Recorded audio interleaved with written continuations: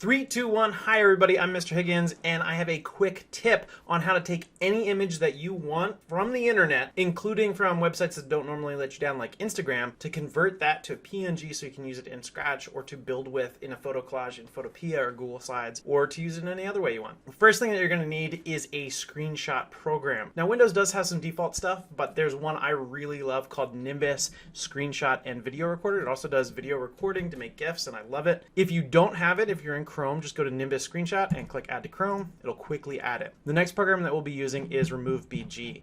So the AI looks at the picture and takes out the background. So if I jump over to Brand Watch and I look at the most followed Instagram, we've got Ronaldo as #1 after Instagram. So I'm going to click on his profile, and then I'm going to find a photo of his that I like. I really think this one's goofy and fun looking. So I'm going to click on Nimbus Screenshot. I'm going to click visible part of page, and this is the screenshot editor. The most important thing I want to do is click crop, because Remove.BG is kind of low res, so you want to crop it as close as possible so the output that it gives you is as high quality as possible. Then I click done, I click save as image, I'm going to let it save to my downloads folder, and then I'm going to take that photo that I just saved, I'm going to take it over to Remove.BG, I click select photo, click my Ronaldo photo, I let it load, save it up, and that quickly I'm ready to go over to Photopea, and I can drop it in, and this takes about 15 seconds.